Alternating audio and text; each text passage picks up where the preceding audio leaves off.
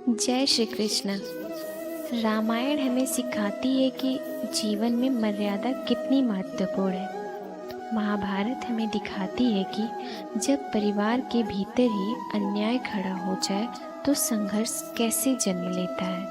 और गीता हमें सिखाती है कि उस संघर्ष के बीच खड़े होकर सही निर्णय कैसे लिया जाए। आज हम गीता का सार समझेंगे, केवल शब्दों में नहीं बल्कि जीवन के अनुभव के साथ। जब महाभारत का युद्ध शुरू होने वाला था, उस समय अर्जुन अपने रथ को बीच में रुकवाते हैं। वह देखना चाहते हैं कि उन्हें किन किन लोगों से युद्ध करना है।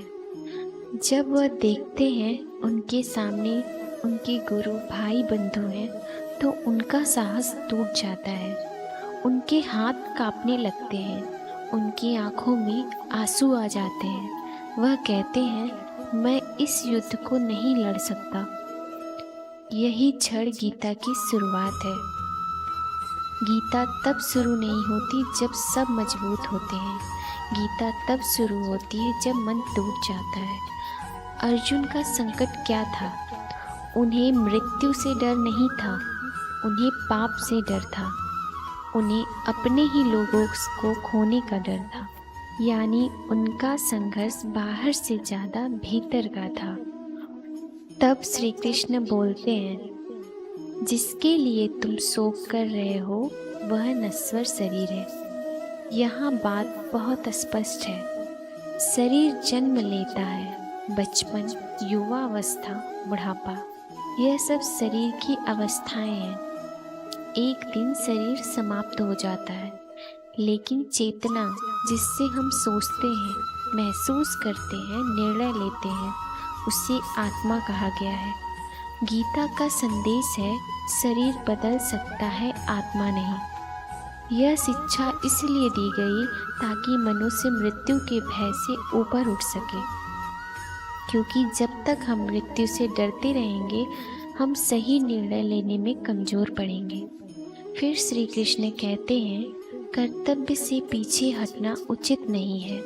अगर अन्याय सामने हो तो मौन रहना भी गलत है। धर्म का अर्थ यहाँ पूजा नहीं, धर्म का अर्थ है जो सत्य और न्यायपूर्ण है उसका साथ देना। श्री कृष्ण अर्जुन से कहते हैं, तुम योद्धा हो, अन्याय के सामने खड़े होना तुम्हारा कर्तव्य है। अगर तुम मोह के पीछे हटोगे तो यह कमजोरी होगी। यहाँ गीता हमें एक बड़ी सीख देती है, भावना जरूरी है, लेकिन निर्णय केवल भावना से नहीं लिया जाता। फिर आता है कर्मयोग। तुम्हारा अधिकार कर्म करने में है, फल पर नहीं। इसका सीधा अर्थ है, हम प्रयास कर सकते हैं, परिणाम हमारे हाथ में पूरी तरह नहीं होता। अगर किसान बीज बोता है तो वह मेहनत कर सकता है, लेकिन बारिश उसके हाथ में नहीं है। इसलिए कर्म करो, लेकिन परिणाम की चिंता में खुद को मत जलाओ।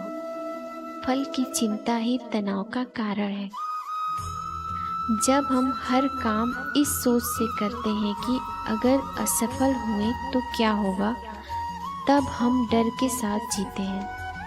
गीता कहती है, कर्तव्य करो, ईमानदारी से करो, पूरे मन से करो और परिणाम को स्वीकार करो। फिर मन की बात आती है। मन बहुत चंचल है। आज विश्वास, कल निराशा, आज उत्साह, कल थकान। अर्जुन भी कहते हैं, मन को संभालना हवा को पकड़ने जैसा कठिन है। तब श्री कृष्ण कहते हैं, हाँ कठिन है, लेकिन असंभव नहीं। अभ्यास से, संयम से और बार बार प्रयास से मन को स्थिर किया जा सकता है। मन हमारा शत्रु भी बन सकता है और मित्र भी। अगर मन नियंत्रित है तो जीवन संतुलित है। फिर भक्ति की बात आती है। भक्ति का अर्थ केवल पूजा नहीं है, भक्ति का अर्थ है विश्वास। जब मनुष्य यह मान लेता है कि मैं अकेला नहीं हूँ, यह शक्ति मेरे साथ है, तभी अंदर से साहस आता है। श्री कृष्ण कहते हैं, जो प्रेम से मुझे याद करता है, मैं उसके साथ हूँ। यह डर की भक्ति नहीं है, यह विश्वास की भक्ति है। गीता का अंतिम संदेश है, संदेह मन को कमजोर करता है, अस्पष्टता मन को मजबूत करती है। अर्जुन अंत में कहते हैं, मेरा भ्रम समाप्त हो गया है, अब मैं अपना कर्तव्य निभाऊंगा। यही गीता का सार है।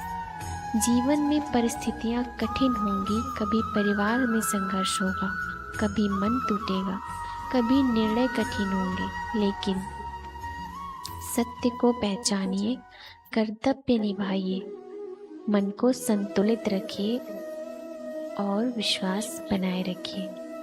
गीता हमें लड़ना सिखाती है, दूसरों से नहीं, अपने डर से। गीता हमें जीतना भी सिखाती है, दूसरों से नहीं, अपने भ्रम को। और जब भ्रम खत्म हो जाता है तो जीवन का मार्ग स्पष्ट हो जाता है। जय श्री कृष्ण।